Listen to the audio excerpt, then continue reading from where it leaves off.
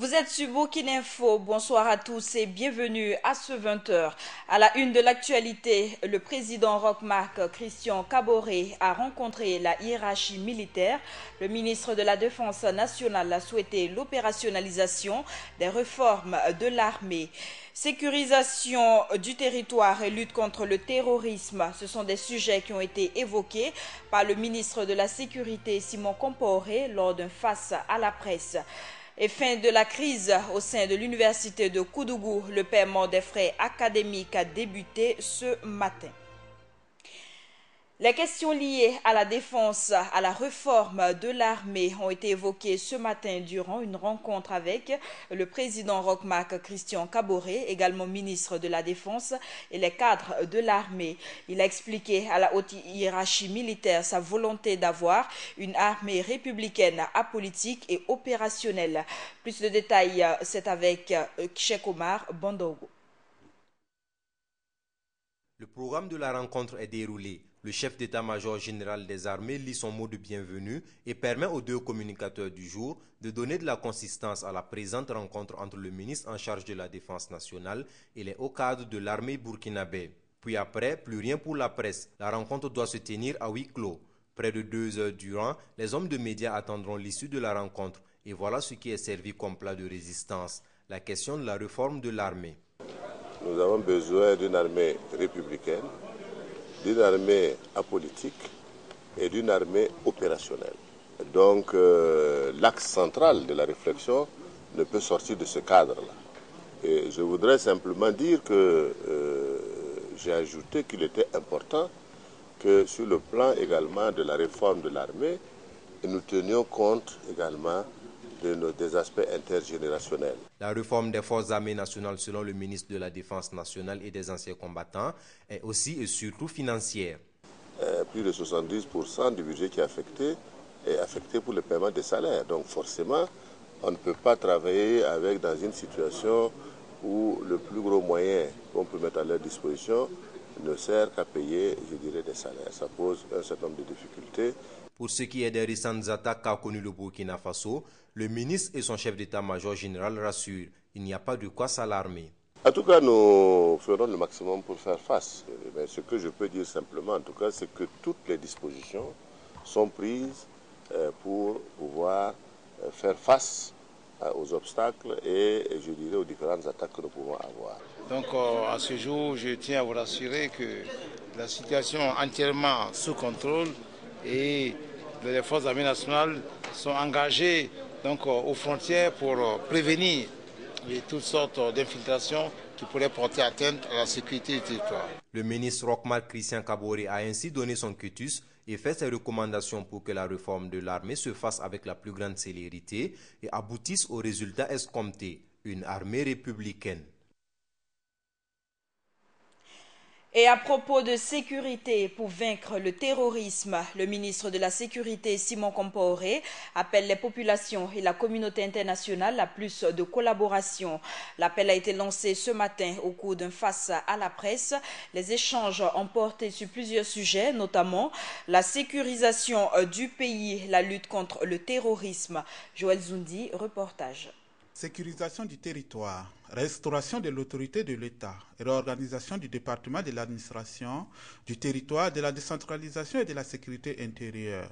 Tels ont été les grands axes abordés par Simon Compaoré lors de son premier face-à-face avec la presse nationale. Pour ce qui est de la sécurité, Simon Compaoré confie que le gouvernement a pris ses responsabilités et tout est mis en œuvre pour rendre le Burkina fréquentable. Vers l'Est, nous avons un dispositif qui est là-bas, avec des militaires, pour des raisons de choses, on ne vous dira pas combien, mais il y a des bérets rouges là-bas. Voilà, tout au long de la frontière. Au nord, pareil, au Sahel, je vais dire. Et à l'ouest, là-bas, pareil. Voilà, il y a déjà des militaires qui sont là-bas, qui patrouillent chaque jour que Dieu fait, avec les moyens de bord. Voilà. Prêt à faire feu, ça au moins c'est clair. Aucun pays ne pouvant vaincre seul le terrorisme, Simon Compaoré en appelle à la collaboration des populations et à la solidarité internationale. C'est parce qu'il y a eu collaboration. Parce que les gens ont tenté après de fuir. Là. Et grâce à la collaboration de la population, on a pincé les gens. C'est pour ça qu'on a besoin que les gens se serrent les coudes. Pas ici seulement au Burkina. Nous, tout seuls, on ne peut pas. Il faut avoir la collaboration avec les pays voisins, avec d'autres pays, même qui ne sont pas voisins. Il faut qu'il y ait des échanges d'informations. Parce que c'est un mal rampant. Le ministre de la Sécurité a aussi présenté les excuses du gouvernement aux journalistes et expliqué que c'était juste pour des raisons sécuritaires qu'il a été demandé à la télévision nationale d'arrêter et de diffuser la position des forces de défense et de sécurité qui s'apprêtaient à lancer l'assaut contre les terroristes. Un réseau de trafiquants d'êtres humains vers l'Arabie Saoudite a été démantelé par la gendarmerie de Kossiam. 2 personnes soupçonnées d'être liées à cette affaire ont été arrêtées. Ce trafic consistait à envoyer des jeunes filles et des garçons au Moyen-Orient pour qu'ils y travaillent dans des conditions illégales. Le mode opératoire des trafiquants a été expliqué à la presse. C'était en présence d'Ibrahim Zongo. 49 passeports burkinabés et 179 dossiers conformes, prêts ou quasi prêts pour un voyage saoudien. C'est ce qui a été présenté à la presse ce jeudi 4 février 2016 par la gendarmerie de la brigade ville de Kossiam. Ces documents ont été découverts dans une agence de voyage spécialisée dans le trafic des Burkinabés vers l'Arabie Saoudite. Selon le colonel Ouedraogo Sam Djigiba, tout serait parti d'une demande d'enquête de l'ambassadeur du Burkina en Arabie Saoudite suite à la mort par pendaison d'une ressortissante burkinabé à Médine. La brigade ville de gendarmerie de Kossiam a alors entamé une enquête auprès des agences de voyage pour en savoir plus sur la regrettée. C'est là qu'elle a réussi à découvrir les actes illégaux du sieur Sawadogo. Une perquisition effectuée dans son agence a permis la découverte de 179 dossiers, 40 passeports de personnes déjà recrutées à Ouaga, Bobo, Kaya, moyennant une somme comprise entre 400 000 et 600 000 francs par personne. Selon le colonel, le sieur Sawadogo recrutait les Burkinabés moyennant une somme de 400 000 francs. Ils seront ensuite conduits vers l'Arabie Saoudite où une société privée est chargée de les accueillir pour en faire sa main-d'œuvre. Il engage des représentants à Ouaga, Bobo et Kaya pour le recrutement des gens qui sont prêts, effectivement, qui sont à la recherche de l'emploi. Ainsi que 282 Burkinabés seront recrutés sans aucune forme de procédure, dont 156 dans la région de Bobo et 10 à Ouaga et 7 à Kaya. Cette découverte a été possible grâce à la dénonciation d'un tiers. Aussi, les Pandores ont encore demandé la collaboration de la population pour mettre fin à toute pratique pareille. Autre actualité, depuis le week-end dernier, la communauté Mossi et Peul sont à couteau tiré sur un différend foncier à Kongoussi. Un mort et plusieurs biens ont été incendiés. C'est le bilan de ce conflit intercommunautaire. Comment tout a basculé? Des explications avec Ibrahim Zongo.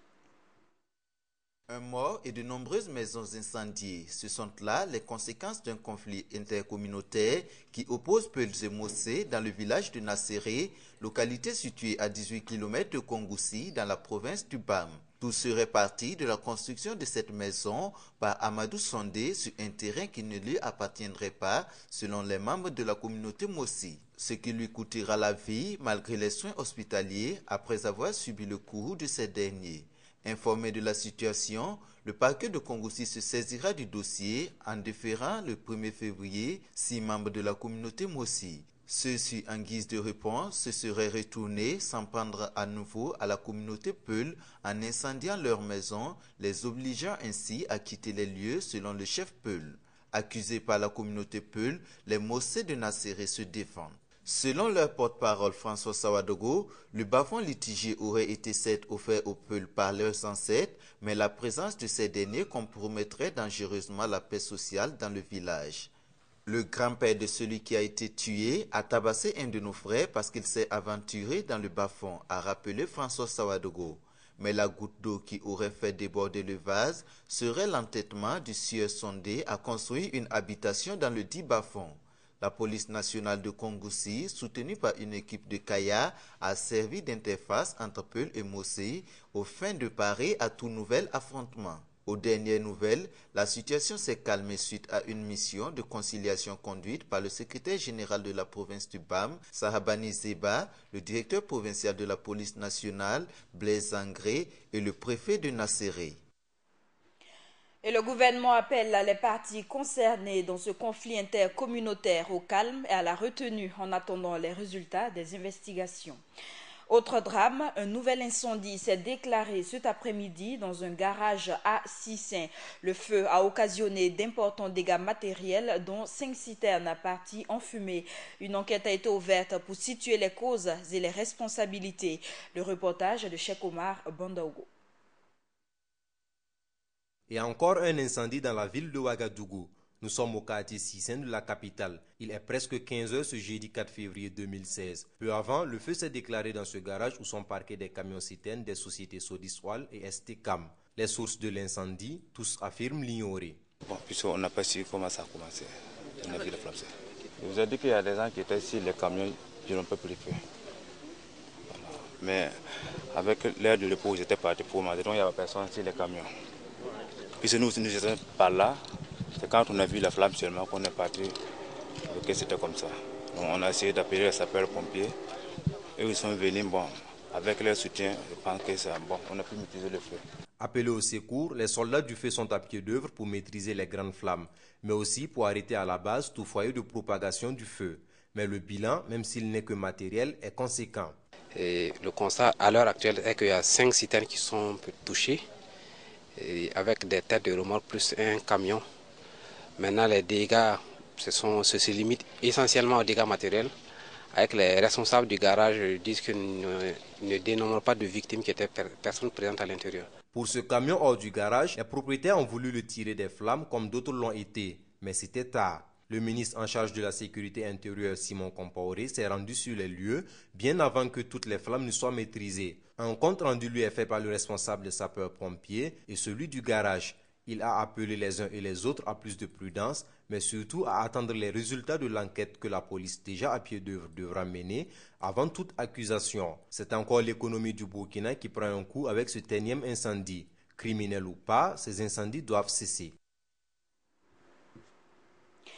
Et l'actualité ce 4 février 2016, c'est la crise au sein de l'université de Koudougou qui relève désormais du passé. Les cours reprendront le lundi 8 février prochain, après plus d'un mois de suspension. Le ministre de l'Enseignement supérieur et de la Recherche scientifique est finalement parvenu à un accord avec les syndicats sur le paiement du cumul des frais académiques. Joël Zoundi nous en dit plus. Fini la crise à l'université de Koudougou. Les cours reprendront au plus tard ce lundi 8 février 2016. Les syndicats des enseignants et le ministère en charge de l'enseignement supérieur et de la recherche scientifique sont parvenus à un accord mettant fin à près d'un mois de grève. Le communiqué final des négociations est intervenu le mardi 2 février. Actuellement, la situation est pratiquement résolue puisque l'État a fait le maximum d'efforts et les fonds en tout cas ont été retrouvés et reversés en sorte au trésor de Koudougou. Et aujourd'hui, il y a une programmation que l'administration de Koudougou doit faire pour pouvoir régler cette situation. Donc du coup, les enseignants aussi doivent tenir compte de ce qu'ils ont dit à partir du moment où on commence à payer et commence en tout cas les cours. Les raisons de cette crise avec le conseil technique du ministre en charge de l'enseignement supérieur, Ali Ouedraogo. Posé à cause de plusieurs facteurs. Le premier facteur, c'est la faiblesse des ressources. Les ressources allouées aux universités sont faibles. Le second facteur, c'est en sorte le chevauchement des années. De sorte qu'à un moment donné, on ne sait même pas dans quelle année universitaire on est. Donc les budgets ne sont même plus maîtrisés. Donc la non-maîtrise des budgets pose en tout cas un certain nombre de problèmes. Et là, c'est là qu'il faut louer comme le gouvernement qui vient d'être mis en place à faire d'énormes efforts. Parce qu'à peine installé, le problème en tout cas est posé. Et des discussions sont déjà entamées avec les autres universités pour trouver une solution durable et définitive au problème des frais académiques que vivent toutes ces universités publiques. Les autorités ont déjà pris en tout cas un certain nombre de dispositions. À Ouaga 2, le problème est moins posé. Là, c'est dû à des retards que les uns et les autres, en tout cas, ont donné compte tenu des informations.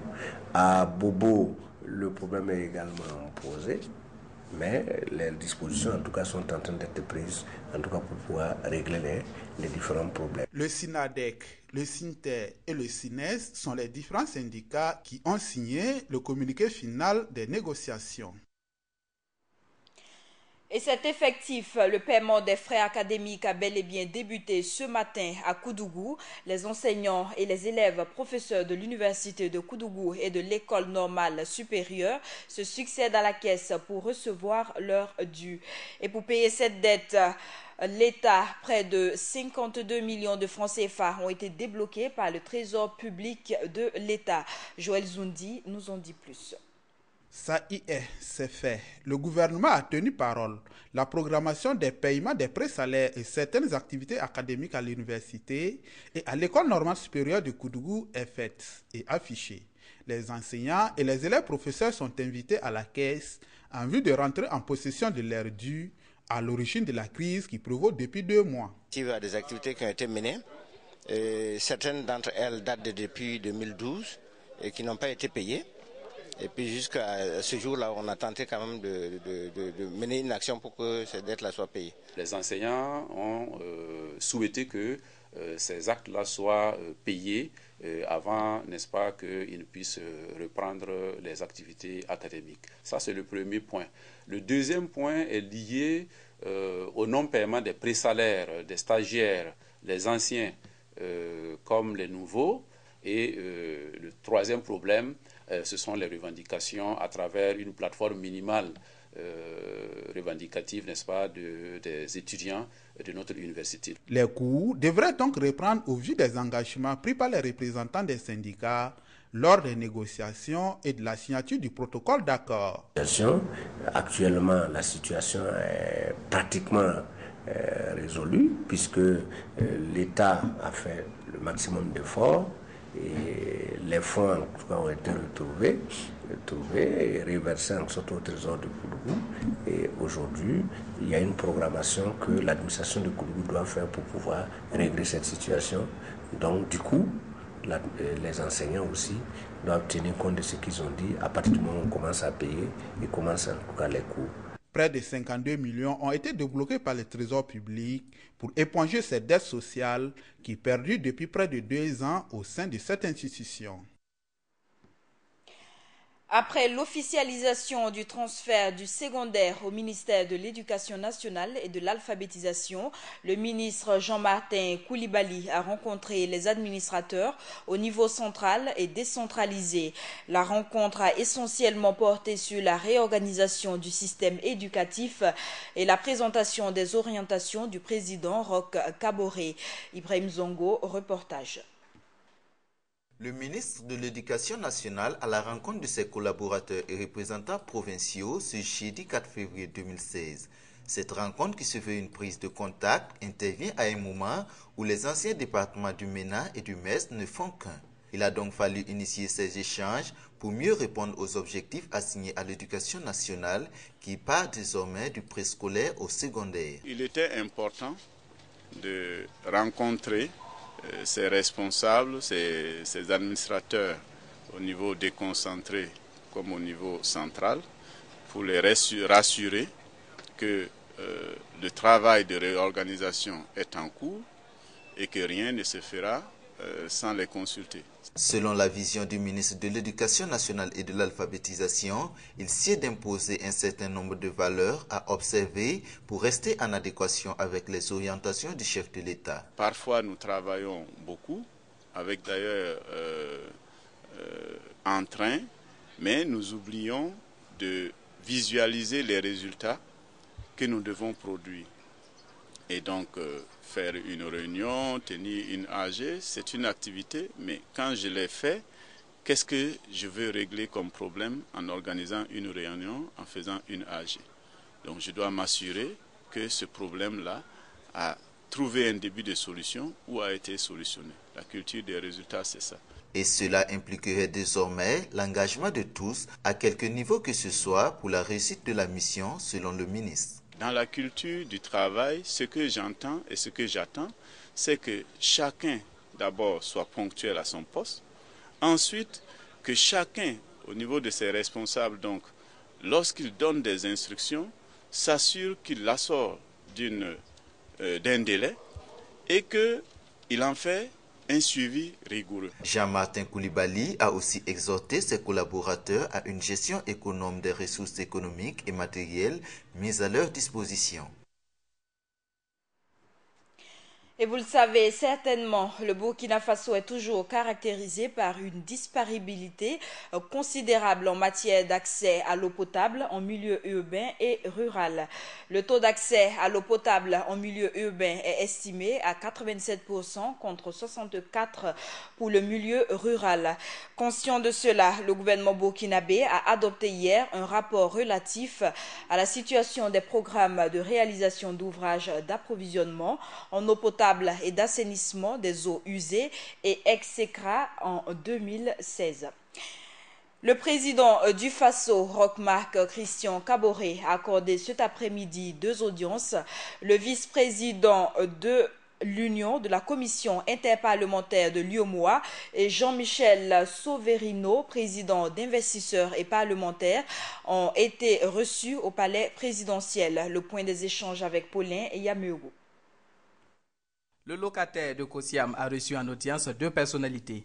Le premier à s'entretenir avec le président du Faso est le vice-président du comité interparlementaire de l'UEMOA. Avec sa délégation, il s'est agi pour lui de présenter le bureau de ce comité ainsi que les calendriers de travail que nous avons fini pendant la semaine, mais surtout pour les féliciter suite à sa brillante élection.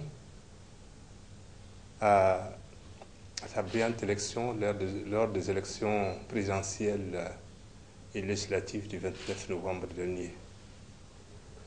Ça a été aussi l'occasion de saluer l'esprit démocratique et citoyen des populations du Burkina Faso qui, à travers ces scrutins, ont fait la fierté de l'Afrique.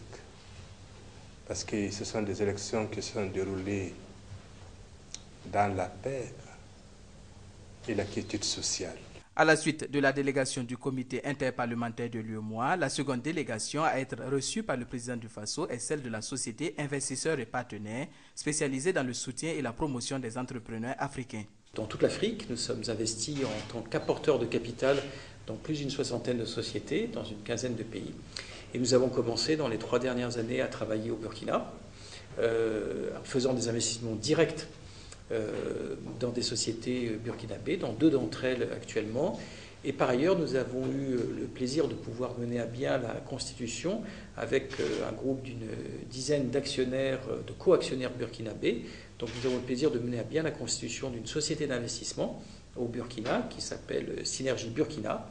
Donc nous avons pu présenter cette activité au président qui a aussi partagé avec nous ses grandes priorités, l'accent qu'il souhaite mettre sur les problématiques du développement agricole, de l'accès à l'Internet, de l'accès à l'énergie. Et nous avons discuté de ce que des investisseurs comme nous, au profit encore une fois, des entrepreneurs burkinabés, pourrions faire pour accélérer le mouvement dans ces directions.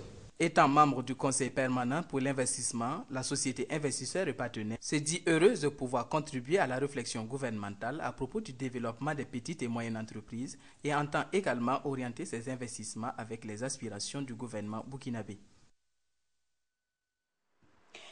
Jean-Baptiste Natama est le tout nouveau vice-président du conseil de direction au sein de l'Alliance mondiale des petites et moyennes entreprises. Exclusivité Burkina-Info, je vous invite à suivre sa réaction suite à cette nomination. Non, je n'ai pas postulé. C'est une organisation qui, comme vous le savez, comme vous l'avez dit aussi, à l'international... Basée dans le siège se trouve à New Jersey, aux États-Unis. À l'international, on peut postuler. Une fois qu'on a acquis une certaine réputation, il peut arriver qu'on vous recherche. Et c'est ainsi que cette organisation m'a recherché et a souhaité que je puisse intégrer son conseil d'administration. Donc vous êtes en train de faire vos valises pour les États-Unis? Non, pas forcément. C'est à temps partiel parce qu'un conseil d'administration se réunit au gré des événements et des circonstances pour examiner le fonctionnement de l'organisation et surtout donner les orientations stratégiques. Mais au-delà, c'est de faire surtout aussi un plaidoyer pour asseoir une coopération multinationale avec les différentes structures qu'on assimilerait aux PME, petites et moyennes entreprises. En quoi est-ce que cette nomination peut profiter à un pays comme le Burkina Faso? Parce que il faut se dire que le Burkina Faso, si nous voulons aujourd'hui tirer profit de l'économie globalisée, nous ne pourrons pas, dans le processus d'industrialisation de notre pays, nous attaquer à l'industrie lourde. Nous devons nous attaquer à des pans de l'industrie lourde. Nous devons nous mettre dans une chaîne, la chaîne des valeurs. Et nous, en nous mettant dans la chaîne des valeurs, nous pouvons produire des articles qui peuvent servir aux capitaines de l'industrie ou les grosses industries qui existent. Nous ne pouvons pas aller sur ce terrain de compétition. Donc, il faut travailler à promouvoir cela et nous pensons qu'à partir de cette position, nous pouvons aider le Burkina Faso à développer le secteur des PME et à créer des passerelles de partenariat avec des structures qui existent hors du continent ou même à l'intérieur du continent pour leur permettre de s'inscrire dans cette dynamique de répartition du travail. Vous aurez l'occasion de suivre ce dimanche l'intégralité de l'entretien avec Jean-Baptiste Natama à partir de 20h30 dans l'émission Le Grand Déballage animé par Ismaël Ouetraogo. Actualité sportive, à présent, le classement mensuel de la FIFA a été rendu public ce jeudi. Pour le compte du mois de février, la sélection nationale burkinabé de football occupe la 85e place mondiale du classement de la FIFA.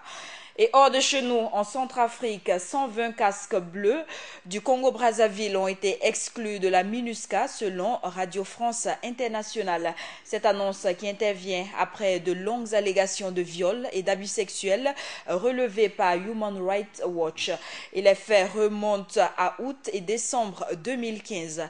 Ces nouveaux renvois interviennent alors que l'ONU a déjà évincé 850 casques bleus provenant de la RDC pour le même type de fait. Après 2 semaines, les autorités tunisiennes ont annoncé ce jeudi la levée du couvre-feu nocturne instauré le 22 janvier. Une mesure qui s'explique, selon le ministère de l'Intérieur, par l'amélioration de la situation sécuritaire. Et le couvre-feu, rappelons-le, avait été instauré suite à de violentes contestations sociales dans le pays. L'Amérique latine face au virus Zika. Pour lutter contre la propagation de la maladie, les ministres de la Santé de 14 pays ainsi que des représentants de l'OMS se sont réunis en urgence hier en Uruguay. Une rencontre qui a abouti à plusieurs conclusions. Les pays touchés par l'épidémie ont décidé de renforcer la surveillance aux frontières et la coordination de leurs actions de prévention a aussi été souhaitée. Et nous refermons ce journal avec cette information. Merci à vous qui l'avez suivi.